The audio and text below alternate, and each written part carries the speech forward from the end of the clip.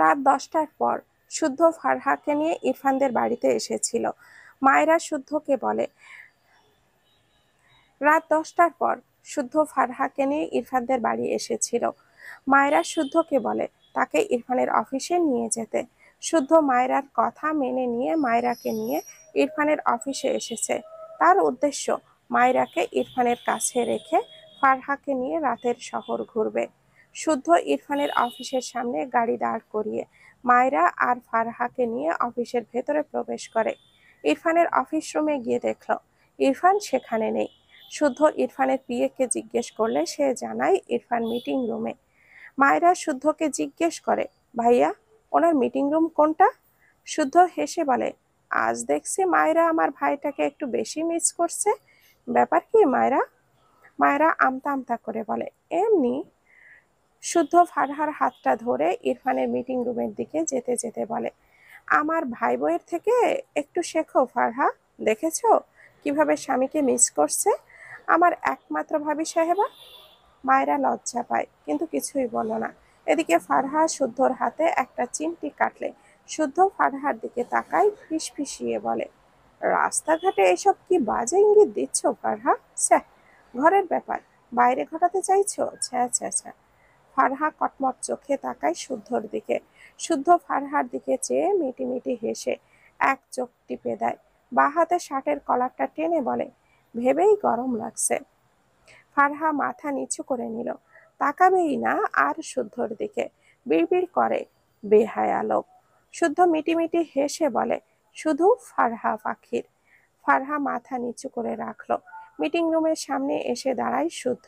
ফারহার হাতটা ছেড়ে বাঁ হাতে রুমের দরজাটা ঠেলে খুলে ইরফানের উদ্দেশ্যে কিছু বলতে গিয়েও থেমে গেল। দৃষ্টি ঘুরিয়ে মায়রার দিকে তাকিয়ে মনে মনে হেসে বলে তুমি কি আর ইরফানের কোলে ওঠো না মায়রা? মায়রা রেগে তাকিয়ে আছে ইরফানের দিকে। ইরফানের একদম তার সোজা চেয়ারে বসে অনবরত ইংলিশে কথা বলছে। প্রবলেম এটা নয়, প্রবলেমটা হলো ইরফানের পাশে একটি মেয়ে দাঁড়িয়ে আছে যে পারলে ইরফানের কোলে উঠে বসবে এমন একটা ভাব। আর ইরফান মেয়েটিকে কিছুই বলছেও না। মায়েরা রাগে দুই হাতে তার পার্স মোচড়ায় যেন আজ এটা ছিঁড়ে তবেই দম নিবে। পাশ থেকে শুদ্ধ দুঃখী দুঃখী মুখ করে বলে কষ্ট পেও না মায়েরা, ইরফানটা কেন যে এমন হয়ে গেল, তোমাকে কোলে নেওয়ার কথা ভুলে গিয়ে আরেকজনকে কোলে বসার জায়গা করে দিচ্ছে। আমি তো ভাবতেই পারছি না ইরফান এমনটা কি করে করতে পারে। হাও। ফারহাদ চোখ ছোট ছোট করে তাকায় শুদ্ধের দিকে। ইরফানের নামে কি সব বলছে। কিছু বলতে নিলে শুদ্ধ বলে ফারহা পাখি, আর 2 মিনিট অপেক্ষা করো, তারপরেই তোমাকে ফারহা শুদ্ধের হাতটা চেপে ধরে বলে রেগে চুপ করো। শুদ্ধ হাসলো, তারপর মায়রার দিকে তাকায়। মায়রার দৃষ্টি এখনো ইরফানের দিকে। মায়রা যে রেগেছে এটা মায়রার দুই হাতের দিকে তাকালেই বুঝলো শুদ্ধ। অতঃপর গলা ঝেড়ে আবারও বলে ইরফানের আশেপাশের মেয়েগুলো কত সুন্দর তাই না মায়রা? ইস, ইরফানটা বোধহয় তোমাকে ভুলেই গেল। মায়রা ইরফানের দিকে চেয়ে হঠাৎ চেঁচিয়ে বলে ভুলে যাক, তাতে আমার কি? মায়রার কণ্ঠে ইরফানের কথা থেমে যায়। দরজার দিকে তাকালে মায়রাকে দেখে ইরফানের কপালে ভাঁজ পড়ে। মায়রার রাগে দৃষ্টি দেখে ভুরু কুঁচকে নেয়। মায়রা আর এখানে দাঁড়ালো না, উল্টো ঘুরে ধূপাধাপ পা ফেলে এগিয়ে যায়। মায়রাকে এভাবে যেতে দেখে ইরফান দ্রুত উঠে দাঁড়ায়। কাউকে কিছু না বলে মিটিং রুম থেকে বেরিয়ে যেতে যেতে ডাকে মাই মিসেস। মিটিং রুমে বসা সকলে ইরফানের দিকে বিস্ময় দৃষ্টিতে তাকায়। মায়রাকে ইরফানের বউ হিসাবে চেনে না তারা। তাছাড়া ইরফানের মতো কাজের প্রতি এত সিরিয়াস মানুষকে মিটিং রুম থেকে এভাবে বেরিয়ে যেতে দেখে সকলে বেশি অবাক হয়েছে। ইরফান মায়রার পিছু পিছু যায় আর মায়রাকে ডাকে বার্ড ফ্লাওয়ার স্টপ। মায়রা পায়ের গতি আরো বাড়ায়। ইরফান আরো দুবার ডাকলো, কিন্তু মায়রাকে থামতে না দেখে বিরক্তির কণ্ঠে বলে এই স্টুপিড গার্ল স্টপ। পেছন থেকে শুদ্ধ বলে ওঠে এখানে এত সুন্দর সুন্দর মেয়ে রেখে কার পেছনে ছুটছিস ইরফান? শুদ্ধর কথায় ইরফান থেমে যায়। শুদ্ধর দিকে তেড়ে এসে দুই হাতে শুদ্ধর কলারটা ধরে দাঁতে দাঁত চেপে বলে, ওকে এখানে কেন এনেছিস? শুদ্ধ মিটিমিটি হেসে বলে, তোর কুকীর্তি দেখাতে। ইরফান রেগে বলে, হোয়াট? শুদ্ধ মিটিমিটি হেসে গায়, গরম লাগে আমার রাত্রে। শিহরিত ইরফানের সম্ভাবনায় থাপ্পড়ে। ইরফান রেগে বলে, তোকে আমি ছাড়বো না। এরপর দ্রুত উল্টো ঘুরে আবারও মায়রার পিছু যেতে নিলে ইরফানের পিয়ে বলে, স্যার আপনার মিটিংটা। ইরফান রেগে তাকালে ছেলেটি ঢোক গিলে আমতা আমতা করে বলে, বুঝেছি স্যার, মিটিং ক্যান্সেল। ইরফান আর এখানে দাঁড়িয়ে সময় নষ্ট করলো না, দ্রুত পায়ে বেরিয়ে যায় অফিস থেকে। বাইরে বেরিয়ে এসে আশেপাশে মায়রাকে খুঁজলে পায় না। এদিকে ওদিকে এলোমেলো ভাবে মায়রাকে খুঁজেও না পেয়ে ইরফানের চোখে মুখে চিন্তা ভর করে। ঘড়িতে এখন 10টা 30 প্রায়। ইরফান একবার ডাকে, বাটফ্লাওয়ার। কোনো সাড়া না পেয়ে ইরফান দ্রুত গাড়িতে উঠে গাড়ি স্টার্ট দেয়। ডান হাতে পকেট থেকে ফোনটা বের করে মায়রাকে কল দেয় বারবার। কল রিসিভ হয় না। ইরফান তার ফোনটা ছুঁড়ে ফেলে, দুই হাতে গাড়ির স্টিয়ারিং ঘোরায়, সাথে চোয়াল শক্ত করে বিড়বিড় করে, একবার হাতের কাছে পায়, থাপ্পড় দিয়ে সবকটা দাঁত ফেলবো তোমার, স্টুপিড। শুদ্ধ ফারহাকে নিয়ে অফিস থেকে বাইরে বেরিয়ে এসেছে। ফারহা শুদ্ধর দিকে চেয়ে বিরক্ত হয়ে বলে, তুমি ভালো হবা না? শুদ্ধ ফারহার দিকে চেয়ে অবাক হওয়ার ভান করে বলে, ইন্নালিল্লাহ, তোমার চোখে তো মারাত্মক প্রবলেম হয়েছে পাখি। আমার মতো এত ভালো মানুষকে তুমি আরো ভালো হতে বলছো? কালকেই তোমাকে ডক্টরের কাছে নিয়ে যাব, নো চিন্তা বউ। ফারহা দাঁত কিরমির করে বলে, ইরফান ভাই আর মায়রার মধ্যে ঝামেলা লাগিয়ে দিলে কেন? শুদ্ধ বাঁ হাতে ফারহাকে জড়িয়ে নিয়ে হাঁটতে হাঁটতে হেসে বলে, কোথায় ঝামেলা লাগালাম? এটা ভালোবাসা বাড়ানোর মন্ত্র, বুঝলে? ফারহা বলে, তোমার ফালতু মন্ত্রে মানুষের সংসারে আগুন লেগে যায়। শুদ্ধ ফারহাকে টেনে তার সামনে দাঁড় করিয়ে বলে, আগুন তো আমার বুকে লেগেছে, এক্ষুনি বাসায় চলো, আগুন নেভাতে হবে। কথাটা বলে শুদ্ধ ফারহার হাত ধরে তার গাড়ির দিকে এগিয়ে গেলে ফারহা অবাক হয়ে বলে, বাসায় যাব মানে? তুমি আমাকে ঘুরতে নিয়ে যাবে না? আর তুমি ফুচকা, আমি ফুচকা খাবো। শুদ্ধ গাড়ির দরজাটা খুলে ফারহার দিকে চেয়ে বলে, সব কালকে হবে, দ্রুত ওঠো। ফারহা অভিমানী চোখে তাকালো শুদ্ধর দিকে। কিছু না বলে শুদ্ধ শব্দ করে গাড়িতে উঠে বসলো। শুদ্ধ একটু ঝুঁকে ফারহার সিট বেল্টটা লাগিয়ে দিতে নিলে ফারহা ঝাড়া মেরে শুদ্ধের হাতটা সরিয়ে দিয়ে রেগে বলে, লাগবে না।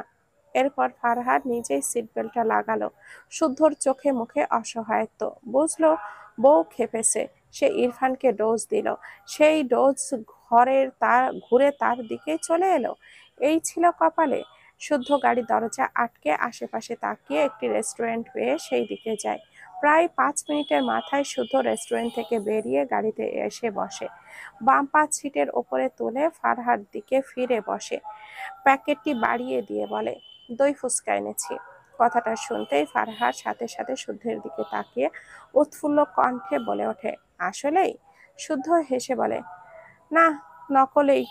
ফারহা আবারও মুখ ফুলিয়ে বলে, তোমার নকল ফুচকা তুমি খাও। শুদ্ধ একটু হাসলো, প্যাকেটের ভেতর থেকে ফুচকা বের করতে করতে বলে, খাচ্ছি তাহলে।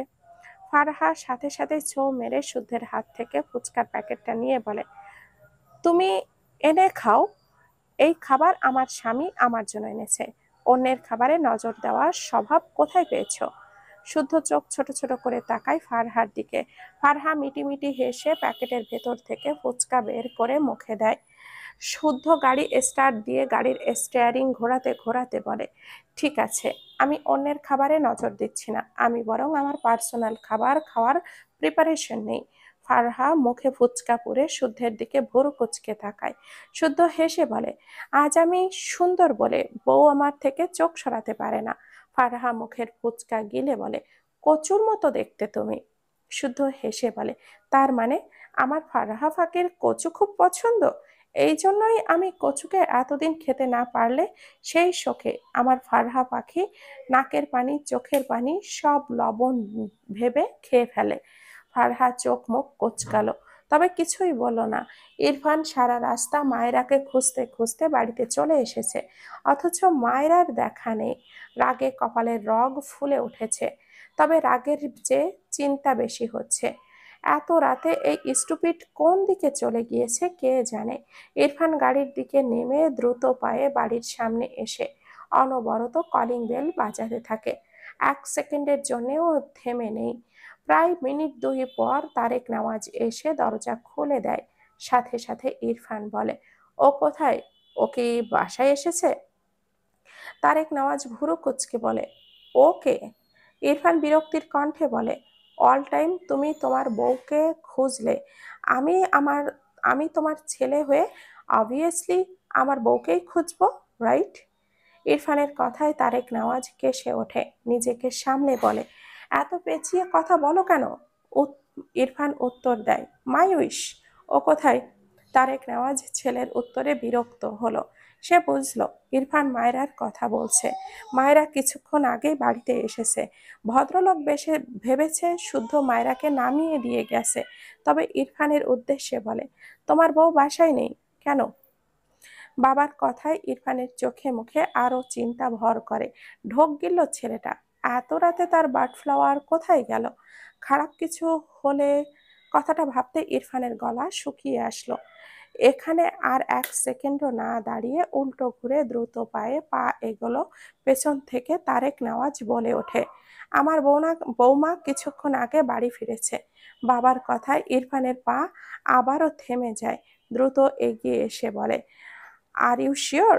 তারেক নওয়াজ উত্তর দেয়, আমিই দরজাটা খুলে দিয়েছি। মায়েরা ঠিক আছে জেনে ইরফান স্বস্তির নিঃশ্বাস ফেলল। অতঃপর রেগে বলে, ফার্স্টে মিথ্যা বললে কেন?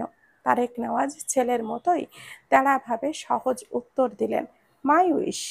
ইরফান বিরক্ত হয়, তবে কিছুই বলল না। বাবাকে পাশ কাটিয়ে বাড়ির ভেতরে প্রবেশ করে, বড় বড় পায়ে সিঁড়ি বেয়ে ওপরে উঠতে থাকে। ইরফান ঘরে এসে মায়রাকে দেখতে না পেয়ে বিরক্তির মাত্রা বেড়ে যায়। বেডের ওপর মায়রার পার্স সহ ওড়না দেখলো।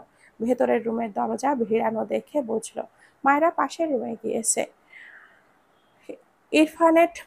ইরফান প্রচন্ড রাগ লাগছে। ইচ্ছে তো করছে মায়রার 2 গালে বেহিসাবি থাপ্পড় দিয়ে সবকটা দাঁত ফেলে দিতে। বিড়বিড় করলো, স্টুপিড গার্ল। ইরফান নিজেকে শান্ত করতে আগেই ওয়াশরুমে গেল শাওয়ার নিতে। ঝটপট শাওয়ার নিয়ে প্রায় মিনিট 5 পর ওয়াশরুম থেকে বেরিয়ে আসে ইরফান। মাথা আগের চেয়ে ঠান্ডা হয়েছে, রাগ পড়ে গিয়েছে। ইরফানের পরনে কালো গ্যাবার্ডিন প্যান্ট, শরীরে আর কিছু জড়ালো না। ভেতরের রুমের দরজা ঠেলে দেখলো খোলে না। বুঝলো মায়রা ওপাশ থেকে আটকে দিয়েছে। ইরফান জানে সে ডাকলেও মায়রা ইচ্ছে করে দরজা খুলবে না। দরজায় জোরে আঘাত করে ভাঙতে গিয়েও থেমে গেল।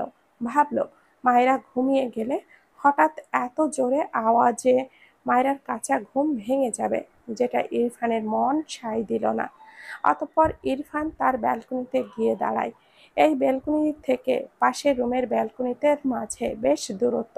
ইরফানের ভাবনা রেখে ব্যালকনির রেলিং এর ওপরে উঠে দাঁড়ালো। জোরে সরে এক লাফ দিয়ে পাশের ব্যালকনির রেলিং এর ওপরে দাঁড়ায়। এরপর রেলিং এর ওপর থেকে ব্যালকনিতে নেমে দাঁড়ায়। এই বাদর বইয়ের জন্য তাকে বাদরের মতো লাফাতে হচ্ছে। বিড়বিড় করলো, স্টুপিড বাদর। এরপর ইরফান ব্যালকনির দরজা ঠেলে ঘরে প্রবেশ করে।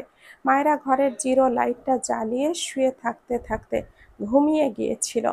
ব্যালকনিতে ধূপ করে একটি শব্দ পেয়ে মায়েরা কাঁচা ঘুম ভেঙে যায়। ঘুমু ঘুমু চোখে মেলে ঘরের ছায়ার মতো কিছু দেখে ভয় পেয়ে একটা চিৎকার দেয়। কয়েক সেকেন্ডের মাঝেই ইরফান মায়রার ওপর আধ শোয়া হয়ে মায়রার মুখ চেপে ধরে, মৃদু স্বরে বলে, don't shout, I am your whistler. Mayra ইরফানকে চিনতে পেরে স্বস্তির নিঃশ্বাস ফেলে। তার মুখ থেকে ইরফানের হাত সরিয়ে ঝাঁঝালো কণ্ঠে বলে, কেন এসেছেন এখানে? আমাকে ভর্তা বানাবেন নাকি? সরুন। ইরফান সাথে সাথেই বলে, নো। কথাটা বলেই ইরফান মায়রার গলায় মুখ গুজে শ্বাস টানে। মায়রা 2 হাতে ইরফানকে ঠেলে আর তেজি কণ্ঠে বলে, আমি আর আপনার সাথে থাকবো না, সরুন বলছি। ইরফান মায়রার গলায় 2টো চুমু খেয়ে মায়রার ওপর থেকে উঠে বসে। মায়রা ছাড়া পেয়ে দ্রুত বিছানা থেকে নামতে গেলে ইরফান মায়রাকে টেনে মায়রাকে পেছন থেকে জড়িয়ে ধরে। ডান হাতে মায়রার পেট চেপে বাঁ হাতে মায়রার ঘাড়ের ওপরে পড়ে থাকা চুলগুলো সরিয়ে দেয়। এরপর মায়রার কাঁধে মুখ ডুবিয়ে ফিসফিসিয়ে বলে, স্টুপিড গার্ল, কি প্রবলেম? মায়রা কিছুই বলে না। তার পেটে রাখা ইরফানের হাতটা সরিয়ে দিতে চায়।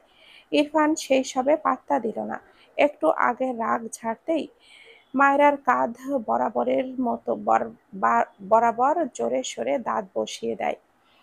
ব্যথা পেয়ে মায়রা মৃদু চেঁচিয়ে ওঠে। তবে ইরফান ছাড়ল না। সে তার সময় মতো দাঁত সরিয়ে ক্ষত স্থানে ঠোঁট চেপে বিড়বিড়িয়ে বলে, স্টুপিড গার্ল, একেবারে আমি লাইক করি না, আন্ডারস্ট্যান্ড? ইরফানের হাতের বাঁধন একটু হালকা হওয়ায় মায়রা ইরফানের হাত থেকে নিজেকে ছুটিয়ে দুই হাতে ইরফানের বুকে ধাক্কা দেয়। এরপর দ্রুত বিছানা থেকে নেমে তার দিকে চেয়ে ঘাড়ে হাত বুলাতে বুলাতে রেগে বলে, আপনি একটা রাক্ষস। ইরফান ছোট করে বলে, ওকে। কথাটা বলে ইরফান বেড থেকে নামার আগেই মায়রা দৌড়ে গিয়ে এই ঘরের দরজাটা খুলে পাশের রুমে চলে যায়। ইরফান বিরক্ত হলো, বড় বড় পা ফেলে পাশের রুমে গেলে দেখলো মায়রা বেডের এক কোনায় উল্টো দিক ফিরে শুয়ে আছে।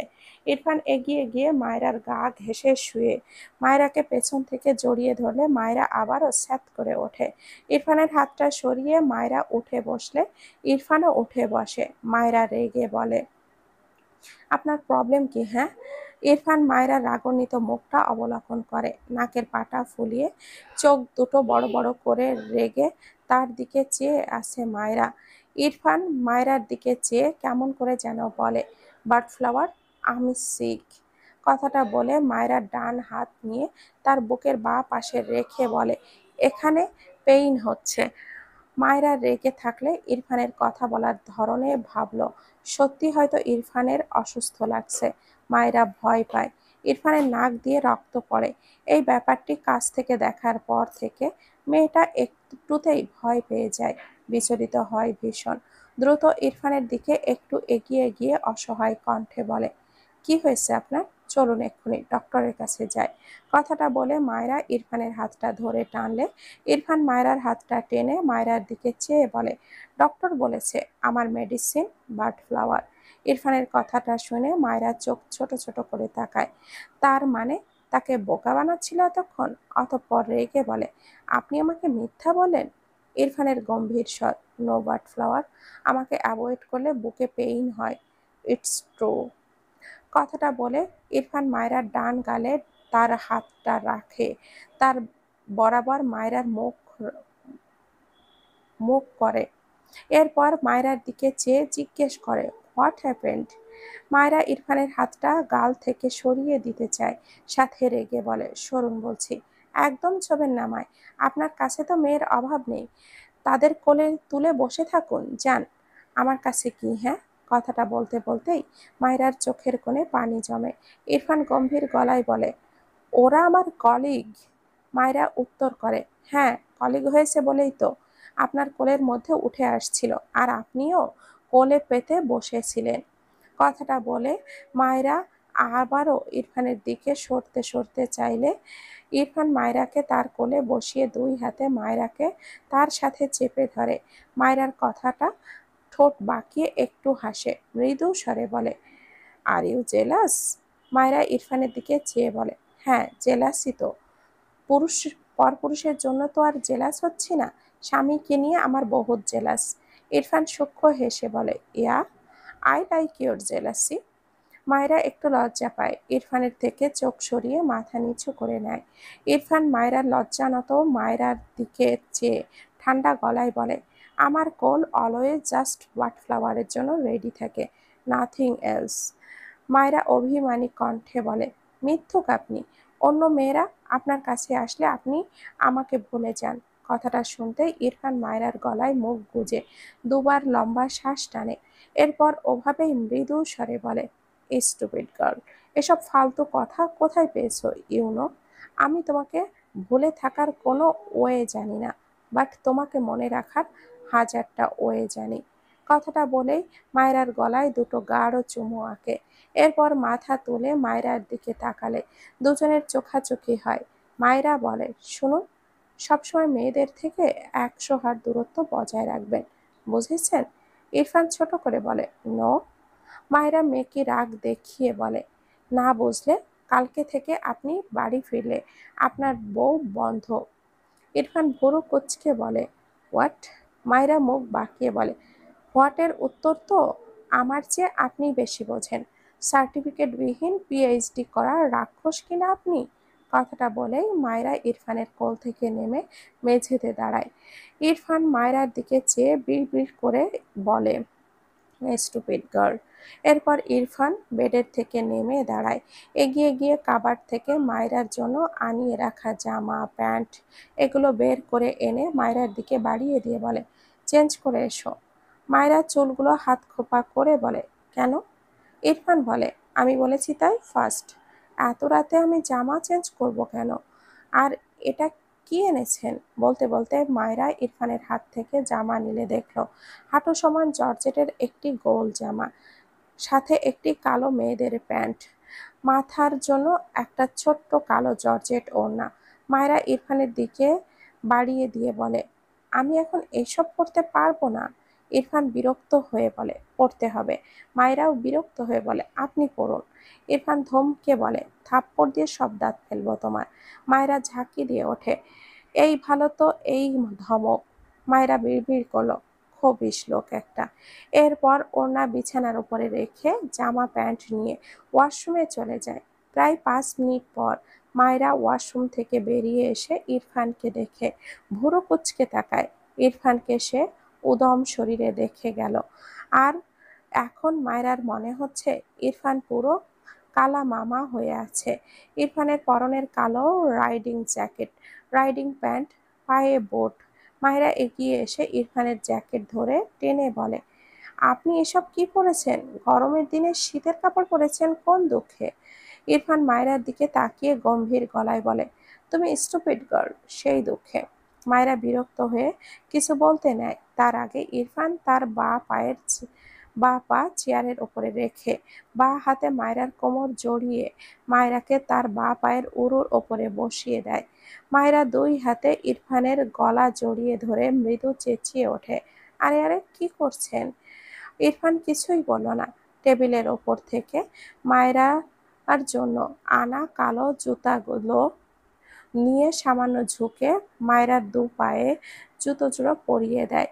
এরপর মায়রাকে নামিয়ে দিয়ে বেডের ওপর থেকে মায়রার ওড়নাটা নিয়ে মাথা ঢেকে দিয়ে ঘাড়ের 2 পাশে দেয়। এরপর ইরফান মায়রার দিকে 2 পা পিছিয়ে গিয়ে মায়রার পা থেকে মাথা পর্যন্ত দৃষ্টি বুলিয়ে নেয়। তার আনা জামা প্যান্ট সাথে ছোট্ট একটি জর্জেট ওড়না, এটা পরে মায়রাকে আরো বেশি ছোট বাচ্চা লাগছে।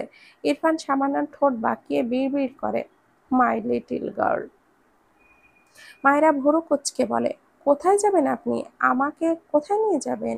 ইরফান এবারেও কিছুই বলল না, মায়রাকে কোলে তুলে নিয়ে ঘর থেকে বেরিয়ে যায়। মায়রা ভুরু কুঁচকে বলে, আমি সুস্থ, আমার পা ডাবল সুস্থ। ইরফান চোখ ছোট করে বলে, আই নো, তাহলে আমাকে কোলে নিয়েছেন কেন? ইরফান সিঁড়ি বেয়ে নামতে নামতে মায়রার দিকে আর চোখে চেয়ে বলে, আমার 2 হাত জাস্ট বাডফ্লাওয়ারকে কোলে নেওয়ার জন্য প্রিপেয়ার্ড থাকে। এটা তোমার মতো স্টুপিড গার্লকে বোঝাচ্ছি। মায়রা মুখ বাঁকালো। ইরফান মায়রাকে নিয়ে বাইকের পাশে এসে নামিয়ে দেয়। মায়রা বুঝলো ইরফান তাকে বাইকে নিয়ে ঘুরবে। খুশি হলো মেয়েটা। রাতের শহরে বাইক নিয়ে ঘুরতে ভীষণ ভালো লাগবে। মায়রাকে হেলমেট পরানোর জন্য বাইকের ওপর থেকে ইরফান একটি হেলমেট নিতে নিতে মায়রার উদ্দেশ্যে বলে, বাইকে শান্ত হয়ে বসে থাকবে অ্যান্ড আমাকে শক্ত করে ধরে বসবে, ওকে? মায়রা কথার তালে বলে ফেলে, কেন? ইরফান শান্ত চোখে মায়রার দিকে তাকায়। বাঁ হাতে হেলমেটটা ধরে রেখে ডান হাতে মায়রার কোমরটা ধরে মায়রাকে তার আড়ালে এনে দাঁড় করিয়ে চোখের পলকে মায়রার ঠোঁট জোড়া আঁকড়ে ধরে। মায়রা বেচারি বুঝতেই পারেনি প্রায় 1 মিনিটের মাথায় ইরফান মায়রাকে ছেড়ে দেয়। এরপর মায়রার ঠোঁটের কোণে ইরফান তার ডান হাতের বুড়ো আঙ্গুল রেখে মায়রার দিকে চেয়ে ঠান্ডা গলায় বলে, এটা খেতে পারবো না তাই? কথাটা শুনতেই মায়রা ঝট করে চোখ তুলে তাকায় ইরফানের দিকে, অবাক হয়ে বলে, আমার জীবন চলে যাবে আর আপনার শুধু এইসব খাওয়ার চিন্তা, তাই না? পাষাণ লোক একটা। ইরফান সূক্ষ্ম হেসে জিজ্ঞেস করে, কিসব খাওয়ার চিন্তা আমার? ইরফানের কথার সাথে দৃষ্টি রেখে মায়েরা থতমত খেয়ে তাকায়, মাথা নিচু করে মৃদু স্বরে বলে, কিছু না। এরপর ইরফানের হেলমেটটা ধরে রাখা হাত উঠিয়ে বলে, পরিয়ে দিন। ইরফান আর কিছুই বলল না, হেলমেটটি মায়রাকে পরিয়ে দেয়। এরপর সে একটি হেলমেট আর 2 হাতে গ্লাভস পরে নেয়। এরপর ইরফান বাইকে উঠে বসলে মায়রা ধীরে ধীরে ইরফানের দিকে 2 পাশে পা দিয়ে বাইকে উঠে বসে। 2 হাতে ইরফানকে শক্ত করে জড়িয়ে ধরলে ইরফান বাইক স্টার্ট দেয়। ধীরে ধীরে বাইকের স্পিড বাড়ায় ইরফান। সময়ের সাথে সাথে ব্যস্ত শহর পেরিয়ে ইরফান বাইক নিয়ে ফাঁকা রাস্তায় ওঠে। সামান্য ঘাড় বাঁকিয়ে ডাকে, বাট ফ্লাওয়ার। যদিও ভয়েস অস্পষ্ট, তবে মায়রা শুনতে পায়। উত্তর করে, হুম। ইরফান আওয়াজ করে বলে, আমাকে শক্ত করে ধরো, I want to eat you. Mayra ইরফানের কথা বুঝলেও এমনিও রাগলো না, বরং ইরফানের কথা মেনে আরো শক্ত করে ইরফানকে জড়িয়ে ধরলো। কি যে শান্তি লাগছে। ইরফান হঠাৎই বাইকের স্পিড একদম বাড়িয়ে দেয়। মায়রা প্রথমে একটু ভয় পেলেও কিছুক্ষণের মাঝেই তা কেটে যায়। তীব্র বাতাস ফুঁড়ে সামনের দিকে এগিয়ে যায়। মায়রার মনে হচ্ছে সে আর ইরফান হাওয়ায় ভাসছে। মুখে আনন্দের হাসি ঝরতে থাকে। কখনো অন্ধকার, কখনো ঝাপসা আলো, সাথে তীব্র বাতাস, সব মিলিয়ে মায়রার হাসি দীর্ঘ হয়। এক পর্যায়ে শব্দ করে হাসে, আওয়াজ করে বলে, ভীষণ ভীষণ ভালো লাগছে। আপনাকে অনেক অনেক ধন্যবাদ শেষওয়ালা। মায়রা কথাগুলো ইরফানের কানে অস্পষ্ট এসে বাড়ি খায়। হেলমেটের ভেতরে ইরফানের ঠোঁটের কোণে তৃপ্তির হাসি ফুটে ওঠে। রাস্তার ডান দিকে বাঁক নেওয়ার সময় ইরফান বাইকটা খুব সামান্য ডান দিকে বাঁকা করে। মায়রা আরো শক্ত করে ইরফানকে জড়িয়ে ধরে। মুখে হাসি লেপ্টে যায় মেয়েটার। তার মনে হচ্ছে এই পথ যদি কখনো শেষ না হতো। ভাবনা থেকে মায়রা শব্দ করে গায়, এই পথ যদি শেষ না হয় তবে কেমন হতো তুমি বলো তো। এটুকু গেয়েই মায়রা শব্দ করে হাসে। ইরফানের ঠোঁটের কোণে হাসি বিড়বিড় করে, নাইস। ইরফান বাইক নিয়ে মায়রাকে নিয়ে শো শো করে এগিয়ে যায়। হঠাৎ মায়রার মাথায় একটি কথা আসে। যদিও ভয় পাচ্ছে, তবে এই মুহূর্তে ভালো লাগার আনন্দ অনুভূতি থেকে নিজেকে বঞ্চিত না করার জন্য সব যেন মাথা থেকে বেরিয়ে গেল। মায়রা ইরফানকে ছেড়ে আগলা হয়ে বসে। ব্যাপারটি ইরফান খেয়াল করতে ঘাড় বাঁকিয়ে সামান্য। তখনই মায়রা বেশ সাহস করে কিছুটা উঁচু হয়ে দাঁড়ায়। 2 হাত মেলে দিয়ে চিৎকার করে বলে, শিশুওয়ালা শুনুন, আপনাকে অনেক বেশি ভালোবাসি। ইরফান মায়রার কথাটা শুনলেও চোখে মুখে খুশির বদলে অজস্র ভীতি হানা দেয়। কয়েক সেকেন্ড সময় নিয়ে হঠাৎই ইরফান বাইকের ব্রেক কষলে মায়রা হুমড়ি খেয়ে পড়ার আগেই ইরফান বাঁকা হয়ে 2 হাতে মায়রাকে আগলে ধরে বাইকের সামনে বসিয়ে দেয়। এটুকুর জন্য মায়রা ছিটকে পড়ে যায়নি। বুক কাঁপছে ইরফানের। মায়রা ভয়ে 2 হাতে ইরফানের গলা শক্ত করে জড়িয়ে ধরে। ইরফান দুর্বল ডান হাত তার হেলমেট খুলে ছুঁড়ে ফেলে। এরপর মায়রাকে শক্ত করে নিজের সাথে জড়িয়ে ধরে কাঁপা কাঁপা কণ্ঠে আওড়ায়, মাই হার্ট। কিছুক্ষণ পর ইরফান হঠাৎই মায়রাকে নিজের থেকে টেনে সরিয়ে দেয়। শক্ত হাতে মায়রার হেলমেটটা খুলে ছুঁড়ে ফেলে। এরপর ডান হাতে মায়রার গাল শক্ত করে চেপে ধরে চিৎকার করে বলে, স্টুপিড গার্ল, তুই ভালো হবি না। তোর সাহস কি করে হয় এরকম দুঃসাহসিকতা দেখানোর। মায়েরা গালে ব্যথা পায়। সে বুঝতে পারেনি ঝোঁকের বশে ওইরকম একটা কাজ করে ফেলেছে।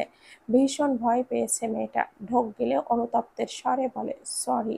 মায়রার সরি ইরফানের গায়ে যেন আগুন ধরিয়ে দিল। আগের চেয়েও শক্ত করে মায়রার গাল চেপে ধরে হিসিয়ে বলে, আমার বার্ডফ্লাওয়ারের কিছু হলে তোর সরি দিয়ে আমার বার্ডফ্লাওয়ারে ফিরে আসতো। কথাটা বলতে বলতে ইরফান মায়রার বাম গালে একটা শক্তপোক্ত থাপ্পড় মেরে দেয়। মায়রার বাইক থেকে পড়তে নিলে ইরফান বাঁ হাতে মায়রার কোমর জড়িয়ে ধরে। শক্ত দৃষ্টি মায়রার পানে। মায়রা গালে হাত দিয়ে ছলছল দৃষ্টিতে ইরফানের দিকে তাকায়। কতদিন পর ইরফান তাকে এভাবে মারল। বাম গালে হাত দিয়ে কান্নামাখা গলায় বলে, আপনি আমাকে মারলেন? ইরফান শক্ত গলায় বলে, বাদরামি করলে আরো থাপ্পড় খেতে হবে। মায়রা ঢোক গিল। কি মনে করে এগিয়ে এসে 2 হাতে ইরফানের গলা জড়িয়ে ধরে কান্না ভেজা কণ্ঠে বলে, সরি শিশোলা, আর কখনো এমন করব না, আমি বুঝতে পারিনি। এরপর মায়রা ইরফানের গলা ছেড়ে ইরফানের দিকে তাকালে দেখলো ইরফান তার দিকে শান্ত চোখে চেয়ে আছে। মায়রা নাক টেনে বলে, ভালোবাসি তোমাকে। ইরফান শীতল দৃষ্টিতে তাকায় মায়রার পানে। মায়রা মুখে তুমি ডাক্তার শুনে সাথে আবেগী একটি শব্দে ইরফানের মাথা ঠান্ডা হয়ে এলো বোধ হয়। দু হাতে মায়রার 2 পা ধরে টেনে মায়রার 2 পা তার দুপাশে রাখে, মায়রাকে তার সাথে ঠেকিয়ে দেয়। এরপর ইরফান মায়রার দিকে মুখ এগোতে নিলে মায়রা ইরফানের মনোভাব বুঝতে পেরে দ্রুত ডান হাতে ইরফানের ঠোঁট চেপে ধরে বলে, এটা রাস্তা। বাধা পেয়ে ইরফান বিরক্তির নিঃশ্বাস ফেলে, তবে কিছুই বলল না। বাইক স্টার্ট দিলে মায়রার সাথে সাথে জিজ্ঞেস করে, এখন বাসায় যাবেন? ইরফান ছোট করে বলে, হুম। মায়রা অসহায় কণ্ঠে বলে, আমি আর এরকমটা করব না, প্লিজ এক্ষুনি বাসায় নিয়ে যাবেন না? ইরফান গম্ভীর গলায় বলে, বাসায় ইম্পর্টেন্ট কাজ ফেলে এসেছি। মায়েরা মন খারাপ করে বলে, আচ্ছা। এরপর আবারও বলে, আমাকে আর বাইকে উঠাবেন না? ইরফান আবারও গম্ভীর গলায় উত্তর দেয়, বাদরামি অফ করলে উঠাবো, আদারওয়াইজ নো। মায়েরার সাথে সাথেই বলে, এখন থেকে ভদ্র হয়ে থাকবো, সত্যি। ইরফান ছোট করে বলে, ওকে। এরপর ইরফান বাইক নিয়ে একটু এগোলে মায়রা 2 হাতে ইরফানের গলা জড়িয়ে ধরে বলে, আমাকে পেছনে বসতে দিন। ইরফান ধীরে ধীরে বাইক চালায় আর বলে, নো। মায়রা বলে, এভাবে বসলে মানুষ কি বলবে? ইরফান গম্ভীর স্বরে বলে, আই ডোন্ট কেয়ার। মায়রা আর কিছুই বলল না, চুপচাপ ইরফানকে ধরে বসে থাকলো। বাসায় ফিরে মায়রা আয়নার সামনে দাঁড়িয়ে কিছুক্ষণ নিজের ফোলা গাল দেখলো। ইরফানের থাপ্পড় বেচারি এখনো হজম হয়নি, তবে তার দোষ ছিল। তার এটা নিয়ে ইরফানকে কিছু বলতে চায় না, কিন্তু একটা থাপ্পড়ের বদলে 10টা ধমক দিলেও তো হয়। এই লোকটার আসলে থাপ্পড় মারার জন্য হাত শিরশির করে। কথাটা ভেবে মায়রার মুখে অসহায়ত্ব ভিড় করে। এইসব ভাবনা রেখে মায়রা মাথায় ওড়না খুলে টেবিলের ওপরে রাখলো। এরপর জামার পেছনের চেনটা খোলার জন্য পেছনে হাত দিলে ইরফান হঠাৎ করেই এসে ঝড়ের বেগে মায়রাকে নিয়ে ঠাস করে বেডের উপরে শুয়ে পড়ে। মায়রা চেঁচিয়ে ওঠে, ইরফানের দিকে চেয়ে চোখ কুঁচকে বলে, আপনি কি স্বাভাবিকভাবে কিছু বলতে পারেন না? উফ, সরুন আমার ওপর থেকে। ইরফান মায়রার ওপর থেকে সরল না, উল্টো মায়রার দিকে আরেকটু এগিয়ে এসে মায়রার মুখ বরাবর মুখ এনে বলে, নো। এরপর বাঁ হাতে উঠিয়ে মায়রার গালে বরফ ঘষে দেয়। মায়রা বুঝতে পেরে মুখ বাঁকিয়ে বলে, নিজেই মারে আবার নিজেই দরদ দেখায়। ইরফান মায়রার দিকে চেয়ে গম্ভীর গলায় বলে, বউ আমার, সব আমিই করব, ওকে? মায়রা কিছুই বলল না। ইরফানের হাতের বরফ ছোট হয়ে আসলে ইরফান বাঁ হাতে ঝাড়া দিয়ে 2 হাতে মায়রাকে জড়িয়ে ধরে। এরপর মায়রার গলায় মুখ গুজে পড়ে, আর একদিন এসব ফালতু কাজ করলে একদম খুন করে ফেলবো তোমায়, স্টুপিড গার্ল। কথাটা বলতে বলতেই মায়রার পুরো গলায় ছোট ছোট চুমু আঁকে। মায়রা ঢোক গিলে ইরফানকে ঠেলে বলে, আপনার ইম্পর্টেন্ট কাজ রেখে আমার কাছে এসেছেন কেন? সরুন তো। ইরফান মাথা উঁচু করে মায়রার দিকে তাকায়, ঠান্ডা গলায় বলে, বার্ডফ্লাওয়ারকে খাওয়ার কাজ পেন্ডিংয়ে ছিল। তোমাকে খাওয়ার চেয়ে ইম্পর্টেন্ট কাজ আমার ডিকশনারিতে নেই, আন্ডারস্ট্যান্ড? মায়রা বিস্ময় দৃষ্টিতে তাকায়। ইরফান মায়রার কপালের সাথে কপাল ঠেকিয়ে চোখ বুজে বলে, you know, you are my everything, all time. আর আমার জন্য নিজেকে প্রোটেক্ট করবে, ওকে? কজ। এটুকু বলেই ইরফান মায়রার দিকে তাকায়। মায়রার চোখের দিকে তাকিয়ে বলে, তুমি বিহীন আমি নিঃস্ব। মায়রা অবাক হয়ে ইরফানের দিকে চেয়ে রইল। সে তো বোঝে ইরফানের মনের কথা, ইরফানকে কিছু বলতে চায়, তবে ইরফান সেই সুযোগ দিল না। তার ঠোঁট দ্বারা মায়রার মুখটা বন্ধ করে দেয়। তার আগে ছোট করে বলে, don't disturb me bird flower, now I will eat you. Irfan ডান হাত মায়রার পিঠের নিচে নিয়ে মায়রার জামার চেন এক টানে খুলে দেয়। 2 হাতে মায়রাকে নিজের সাথে আষ্টে পৃষ্ঠে জড়িয়ে ধরে। অনবরত অবদ্ধ হাতের স্পর্শে মায়রা নেতিয়ে পড়ে। ইরফান মায়রার যে গালে থাপ্পড় মেরেছে সেই গালে অগণিত চুমু আঁকে। এলোমেলো নিজের সাথে মায়রাকেও এলোমেলো করে সাথে বেশ কয়েকবার উচ্চারণ করে, you are my heart, you are only mine, my but flower, is my heart my heart. ইরফানের পাগলামিতে ভরা এলোমেলো ইরফানের এলোমেলো কথায় মায়রা চোখের কোণে পানি নিয়েও বার কয়েক হাসলো, সাথে ইরফানকে সামলাতে ব্যস্ত হলো। সবাইকে অনেক অনেক ধন্যবাদ। গল্পটি হচ্ছে প্রণয়ের অমল কাব্যের সারপ্রাইজ পর্ব। লিখেছেন ডিআরএম সোহাগ। ভাইয়ার পেজের নাম ডিআরএম সোহাগ হানি। ভালো থাকবেন, সুস্থ থাকবেন। আল্লাহ হাফিজ।